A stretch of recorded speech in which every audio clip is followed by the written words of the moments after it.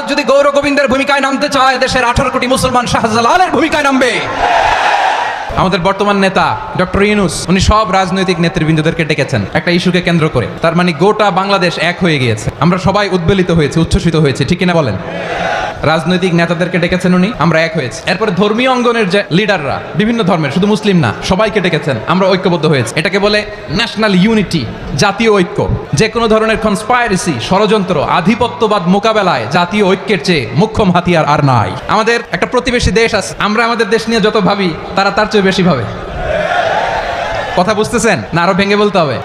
আমরা আমাদের দেশ নিয়ে যত উদ্বিগ্ন, এদের আরো টেনশন বেশি। বলেন আমাদের দেশে শান্তি আছে না নাই? আমরা হিন্দু মুসলিমে কখনো দাঙ্গা লাগে? আসতে বলেন কেন লাগে? ওদের পূজা পর্বণে আমাদের মাদ্রাসার ছেলেরা যে পাহারা দেয়, চিল্লায় বলে ঠিক কিনা? আমাদের তাফসির মাহফিলের সময় ওরা ডিস্টার্ব করেন, ঢোল বাজায় না। ওদের পূজা পর্বণের সময় আমাদের তাফসির মাহফিলের ডেট হলে আমরা চেঞ্জ করে দেই।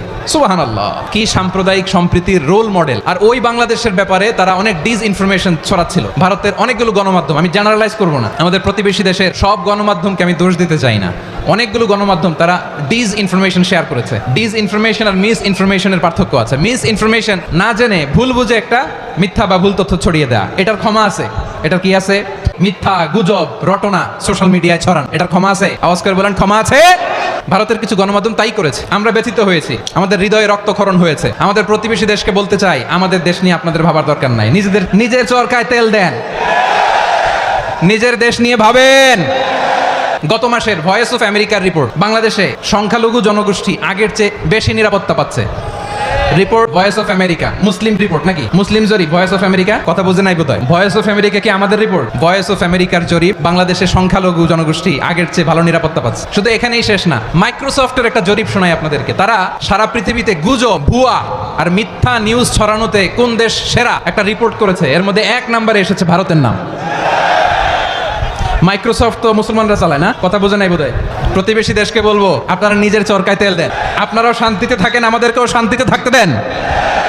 সব চেঞ্জ করা যায়, প্রতিবেশী চেঞ্জ করা যায় না। আমাদের ল্যান্ড তাদের ল্যান্ড, পাশাপাশি। আমরা চাই তারাও সুখে থাক, আমরাও সুখে থাকি, ঠিক কিনা? কিন্তু প্রতিবেশী হলে বন্ধুত্বপূর্ণ আচরণ করতে হয়। প্রতিবেশী যদি বন্ধু না হয়ে প্রভু হতে চায়, এরকম দানব প্রতিবেশী কেউ চায় না। ভারত যদি বন্ধুত্ব উপহার দেয়, আমরাও বন্ধুত্ব দিব। কি বলেন? তারা যদি বন্ধু সুলভ আচরণ করে, আমরাও বন্ধুত্ব উপহার দেব। কারণ আমাদের পররাষ্ট্র নীতি হচ্ছে সবার সাথে বন্ধুত্ব, কারোর সাথে বৈরিতা নয়। আলহামদুলিল্লাহ বলেন, কত চমৎকার পলিসি আমাদের। আমরা নির্বিবাদী, আমরা বাংলাদেশিরা শান্তিকামী। We are proud of that. এজন্য আমরা গর্ববোধ করি। আমাদের পররাষ্ট্র নীতি সবার সাথে বন্ধুত্ব, কারোর সাথে শত্রুতা নয়। তাই প্রতিবেশী দেশকে বলবো, আমার ভাইয়েরা, আপনারাও আমাদের ভাই। বন্ধুত্ব দিলে বন্ধুত্ব পাবেন। বন্ধুত্ব ইজ ওয়েলকাম, দাদাগিরি নয়। বন্ধুত্ব ওয়েলকাম, দাদাগিরি নয়। Loud and clear. ভারত যদি বন্ধুত্ব দেখায়, বন্ধুত্ব পাবে। কিন্তু ভারত যদি বাংলাদেশে আধিপত্যবাদ বিস্তার করতে চায়, বাংলাদেশের 18 কোটি জনগণ সেটা রুখে দেবে। ভারত যদি গৌর গোবিন্দের ভূমিকায় নামতে চায়, দেশের 18 কোটি মুসলমান শাহজালালের ভূমিকায় নামবে। আমরা বন্ধুত্বে বিশ্বাসী, শত্রুতায় নই, ঠিক কিনা বলেন? আল্লাহ আমাদেরকে বোঝার তৌফিক দান করুক। তাহলে এই যে তারা বলেছে এদেশে সংখ্যালঘুরা কষ্টে আছে, দুঃখে আছে, এটা কি ঠিক? বলেন এটা কি ঠিক? না, তারা ডিসইনফরমেশন শেয়ার করেছে, এটা ঠিক নয়।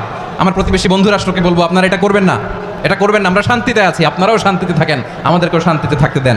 এই যে চিটাগাংয়ের অ্যাডভোকেট আলিফ হত্যাকাণ্ডে গোটা বাংলাদেশ আমরা ধৈর্যের পরাকাষ্ঠা দেখিয়েছে, চিল্লায় বলেন ঠিক কিনা? আমাদের নেতা আমাদেরকে ডেকেছে, আমরা শান্ত থেকেছি। আমরা শান্ত থাকতে চাই, আমরা ঐক্যবদ্ধ থাকতে চাই। যে কোনো ষড়যন্ত্র রুখে দেওয়ার জন্য ঐক্যবদ্ধ প্রচেষ্টার কোনো বিকল্প নাই।